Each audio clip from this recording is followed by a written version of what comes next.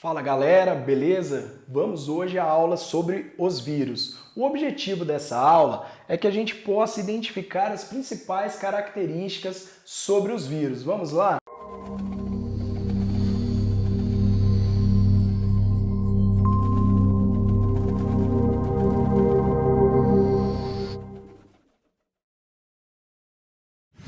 Vírus são acelulares, ou seja, eles não têm células, por isso não tem nenhum reino característico que eles estão inseridos. São organismos muito diminutos, são visíveis apenas em microscopia eletrônica.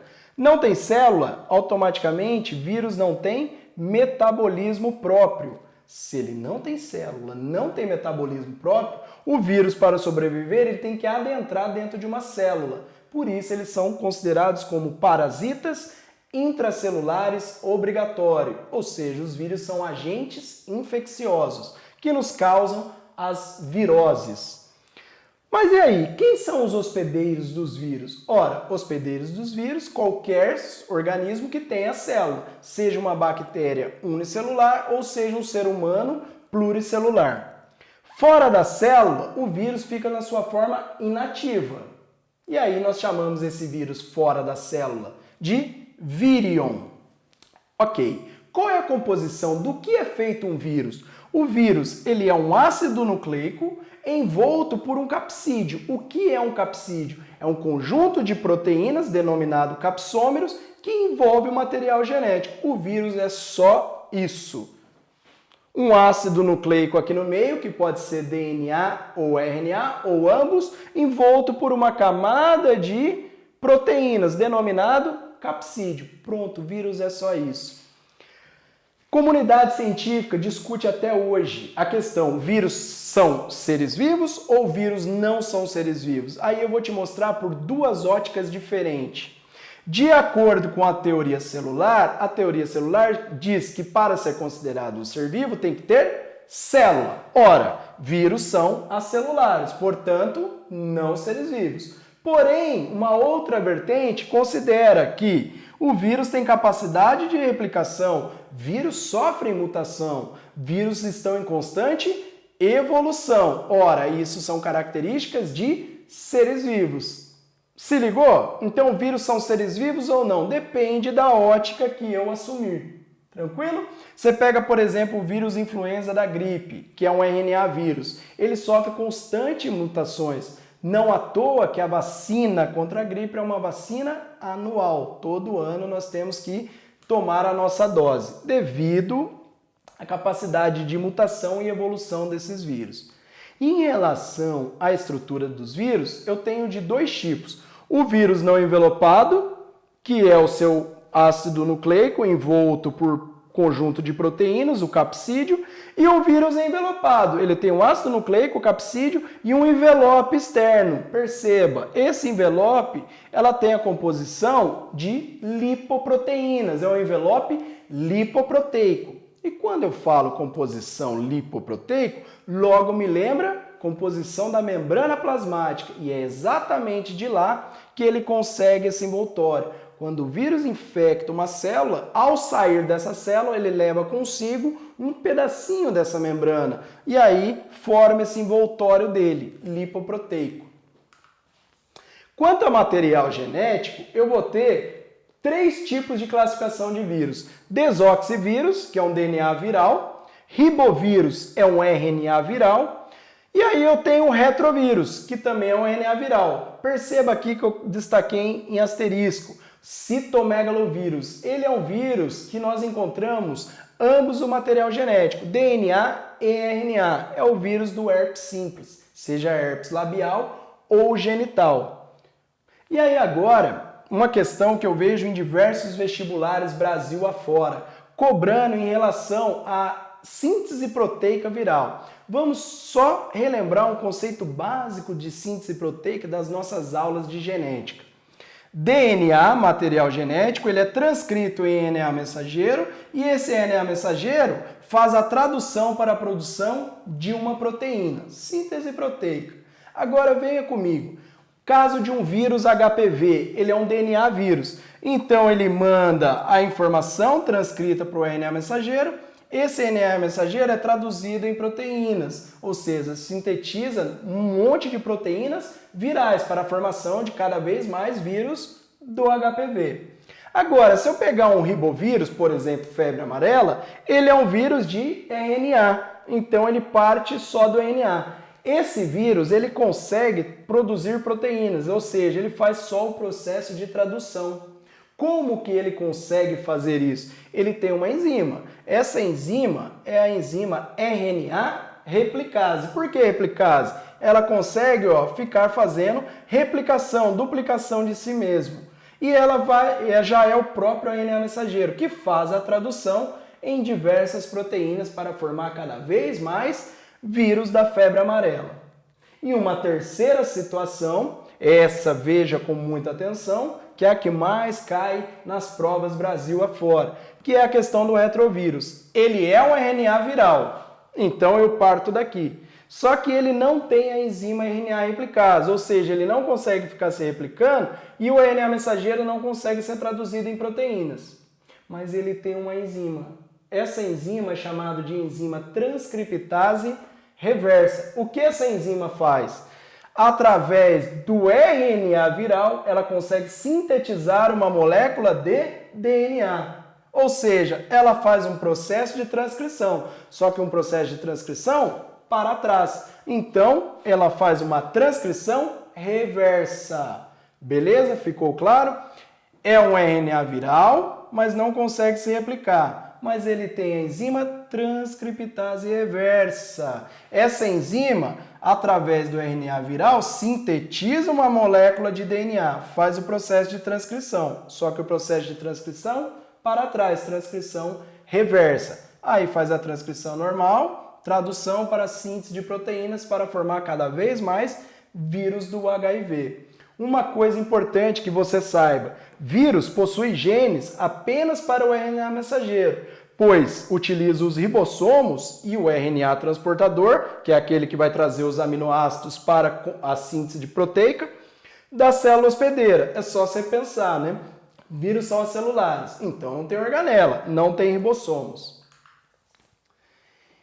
Em relação à penetração, como que o vírus penetra numa célula hospedeira? 3 tipos. Injeção, por exemplo, o vírus bacteriófago, o vírus que infecta a bactéria.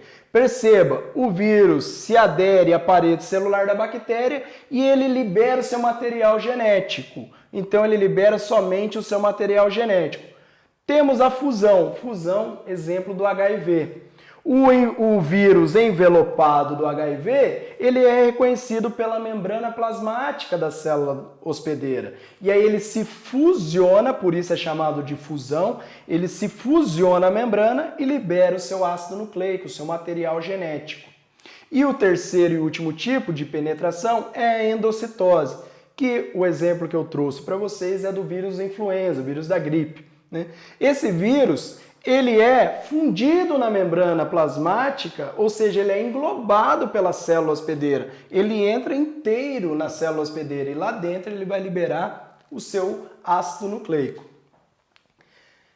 Galera, em relação à replicação viral, nós temos 2 tipos, ciclo lítico e ciclo lisogênico. Eu estou utilizando uma imagem do vírus bacteriófagos. Ou seja, o vírus que infecta uma bactéria. Acompanha aqui comigo. Então eu tenho aqui uma célula bacteriana e aqui eu tenho o vírus, o bacteriófago. Em azul está o DNA da bactéria. O vírus se adere à parede celular da bactéria, a membrana plasmática, e injeta o seu material genético. Uma vez injetado o seu material genético na bactéria, esse vírus agora começa a comandar o metabolismo da bactéria e essa passa a sintetizar proteínas, só que proteínas virais, ou seja, ela vai sintetizando proteínas virais, porque o vírus está comandando o metabolismo dessa bactéria. E aí vai formando novos vírus. Olha só, na hora que eu tenho um monte de vírus formado, esses vírus rompem a célula para que eles saiam. Esse rompimento da célula nós chamamos de lise celular. Esse é o ciclo lítico é aquele que tem lise celular. É o ciclo onde os sintomas são imediatos. Afinal, o vírus entrou, comandou a síntese proteica da bactéria, produzindo novas proteínas virais, formou um monte de vírus e esses vírus estouram a bactéria lise celular para infectar novas células hospedeiras. Pois bem, e o ciclo lisogênico? O ciclo lisogênico é o ciclo que nós chamamos de ciclo inativo, ou seja, o vírus fica incubado, o vírus fica latente. Acompanha aqui comigo, partindo do início. O bacteriófago se aderiu à parede celular da bactéria e injetou seu material genético. Ao invés dele comandar o metabolismo da bactéria para sintetizar novas proteínas virais, ele se insere no DNA da bactéria, ele fica ali incubado, ele fica latente, ele fica inativo no DNA da bactéria. Essa inserção do DNA viral com o DNA bacteriano nós chamamos de prófago. E aí ele fica ali quietinho. A bactéria vai ter o seu processo de reprodução, cisparidade, divisão binária. Ou seja, uma bactéria vai duplicar o seu material genético para entrar no seu processo de replicação. Olha só, a bactéria aqui se dividindo. Perceba uma coisa, toda vez que a bactéria duplicar o seu material genético para a sua divisão, ela leva consigo um pedaço do RNA viral. Então todas as células, agora suas células filhas, terão consigo um pedaço desse RNA viral. E esse RNA viral pode, em qualquer momento de sua vida, se desprender do DNA bacteriano e entrar em ciclo lítico. Perfeito? As etapas, perceba aqui comigo, nós temos 5 etapas. Etapa de adesão, ou seja, o vírus se adere à célula. Etapa de penetração é quando o vírus insere o seu material genético na célula hospedeira. Biossíntese, síntese é de construção de proteínas virais. E a etapa de maturação, que é a etapa de formação dos vírus. E a última etapa, etapa de liberação, onde os vírus são liberados. Galera, vou resolver um exercício com vocês aqui sobre os vírus. Exercício da Universidade Estadual de Londrina, vestibular deste ano. Os vírus não pertencem a nenhum dos 5 reinos. Pesquisadores se dividem entre aqueles que não os consideram seres vivos, pois não possuem metabolismo próprio, e os que consideram que a capacidade de replicação, a hereditariedade e a evolução já são suficientes para considerá-los como os tais. Acabamos de ver isso. Com base nos conhecimentos sobre o vírus, considere as afirmativas a seguir. Vamos lá. Os vírus são constituídos por uma ou várias moléculas de ácido nucleico, protegido por uma cápsula proteica? Perfeito. Essa é a composição de um vírus. Um ácido nucleico, DNA ou RNA ou ambos, envolto por uma camada de proteínas, o capsídeo. Os vírus se reproduzem assexuadamente por bipartição, primeiramente duplicando seu material genético e em seguida dividindo-se. Primeiro, vírus são acelulares, não têm metabolismo próprio. Então, quem se reproduz de forma assexuada por bipartição, a gente acabou de ver no ciclo de replicação viral, são as bactérias, organismos unicelulares e procariontes. Afirmação falsa. 3. O vírus do cólera, doença transmitida pela saliva de seus portadores, causa fraqueza muscular progressiva, lesões na pele e na mucosa. Cólera é uma doença bacteriana, não é uma doença viral. Inclusive, no nosso canal aqui no Mais Bio, tem uma aula só sobre viroses e uma aula só sobre bacterioses. Clica lá e assista essa aula. Lá eu passo alguns macetes bem bacana para que você consiga identificar quais são doenças que são causadas por vírus e quais doenças são causadas por bactérias. E cólera não é transmitido pela saliva. Cólera, a gente adquire cólera, uma doença bacteriana, através de água e alimentos contaminados. E os sintomas dela são fortes diarreias e cólicas. Afirmação 4. Os vírus podem ser combatidos por vacinas, fabricadas com agentes infecciosos atenuados, que promovem a reação do organismo ao produzir anticorpos específicos. Perfeito! Uma forma de prevenção da grande parte das viroses são as vacinas, que é feito com o próprio vírus enfraquecido, atenuado, onde a vacina nós classificamos como uma imunização ativa, porque uma hora em contato com esse vírus enfraquecido estimula o nosso corpo a produzir anticorpos específicos, dentre os quais formarão células de memória. Então a alternativa correta aqui, nós ficamos com a 1 e a 4, alternativa B. Bora resolver mais um exercicinho sobre vírus? Exercício da FUVEST de 2011. Considerando as seguintes características atribuídas aos seres vivos, vamos lá. Seres vivos são constituídos por uma ou mais moléculas. Seres vivos têm material genético interpretado por um código genético universal. E seres vivos são considerados, quando considerados como populações, os seres vivos se modificam ao longo do tempo. Perfeito. Admitindo que possuir todas essas características seja requisito obrigatório para ser classificado como ser vivo, é correto afirmar que, vamos lá, os vírus e as bactérias são seres vivos, porque ambos preenchem os requisitos 1, 2 e 3. Bactérias sim, vírus não, porque vírus são acelulares. Letra B. Os vírus e as bactérias não são seres vivos. Opa, vírus podem ser considerados não ser vivo, mas bactéria é um ser vivo, porque tem célula. Os vírus não são seres vivos, porque preenchem os requisitos 2 e 3, mas não o requisito 1. Olha só se não é uma saída boa para a gente classificar o vírus como não sendo seres vivos. Por quê? Eles não têm células, porém eles têm material genético, interpretado por um código genético universal, e eles sofrem modificações, mutações, evoluções ao longo do tempo. Logo, essa é a alternativa correta. Eles não são seres vivos. Por quê? Preenche o requisito 2, 3, mas não o requisito de número 1, que é ter célula.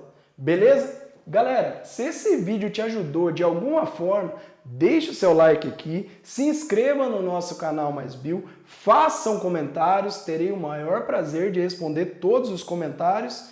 Inclusive, nos comentários escreva dicas, sugestões de conteúdos que vocês gostariam que fossem abordados no nosso canal no Mais Bio. No mais, foi um grande prazer poder ajudá-los de alguma maneira e nós temos a pretensão de fazermos vídeos de qualidade para ajudar você na escola, para ajudar você no seu vestibular, ajudar você, estudante de concurso público, em especial na área da saúde. Foi um grande prazer, até a próxima!